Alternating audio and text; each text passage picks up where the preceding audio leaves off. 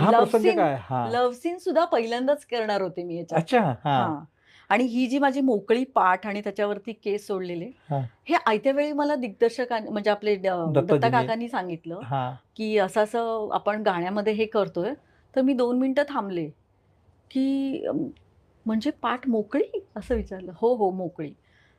पण मला एक खूप खात्री होती, की दत्ता काका असं म्हणजे विचित्र काही घेणार नाहीत. तर हो, तुम्ही कारण सजा राजदत्त हे नाव इतकं मोठं नाव इतकं नाव आहे. दिग्दर्शक हो, राजदत्त हो. म्हटल्यानंतर सगळंच आलं आणि याच्यामध्ये. मी म्हणजे एकदाही असं डोक्यात काही शंका अशी काही आली नाही. पण मला जरा असं वाटलं, की बापरे! आता माझी पाठ मोकळी अशी दाखवायची एवढंच हां. वाटलं. मग म्हटलं, की "नाही तुझे केस त्याच्यावरती येणार. त्यामुळे आज काळजी नको करू. असं हां. वाईट काही वेगळं काही नाही दिसणार." हां, आणि माझा पूर्ण विश्वास होता त्यांच्यावरती. हां, त्यामुळे मग ती ही आठवण आहे आणि मग हे गाणं आणि त्याचा शॉट घेतला गेला. हां, अ, पण इतका कलात्मकतेने तो शूट केलाय, की तिथं पाठीचं असं काही म्हणजे वेगळं असं विचित्र काही दिसलं नाही. हां, असं काही वाटलं नाही. हां, इतका तो गोड सीन होता आणि त्यानंतर मग आम्ही हा सीन झाल्यानंतर घरी गेलो शूट झाल्यावरती. हां. तेव्हा सीमा काकी आल्या नव्हत्या.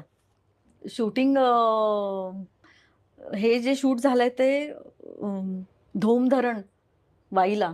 अच्छा. हां, तिथं आम्ही राहत होतो. हां, ह्याला महाबळेश्वरला आणि हां, वाईमध्ये असं दोन्हीकडे आमचं शूट असायचं. हां. सो तिथे वाईमध्येच आम्ही राहत होतो. तर जेव्हा आम्ही हॉटेलवर गेलो, तर तेव्हा आम्ही संध्याकाळी जेवायला एकत्र बसायचो. तेव्हा दत्ता काका म्हटले, "आज चिंगाने कुठला शॉट दिलाय विचार जरा तिला." अच्छा. आणि हां, मग काकीला कळलं होतं. हां. मग काकी हसायला लागली. म्हणली, "काय गं, कुठला सीन केला आज?" आणि मग अच्छा. इतकं गोड होतं ना ते. तुम्हाला सांगू का?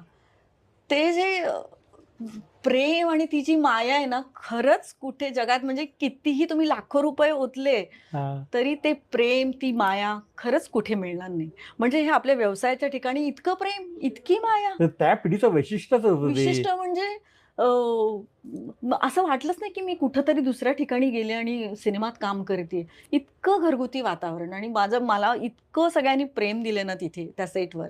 इव्हन निळूभाऊंची एक आठवण सांगेन.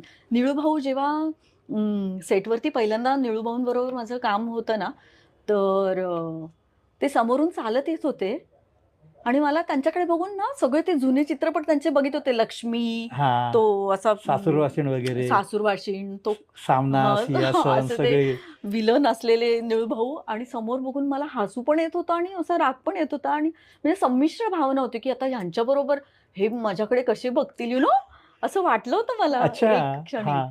पण त्यांच्याबरोबर जेव्हा मी आणि काम करताना मी हसतच होते. मग दत्ता काका मला एकदा ओरडले, "हसतेय कशाला? हसते कशाला?" मी म्हटलं, "निळूभाऊंना बघून हसू येतंय मला." आणि मी खरं हां. सांगितलं त्यांना. पण नाही मग झालं म्हणजे काम झाल्यानंतर निळूभाऊंचा स्वभाव इतका छान, की हे सगळं ते म्हणजे कसं काम करत असतील खरंच म्हणजे खूप शब्द नाही आहेत त्यांच्यासाठी.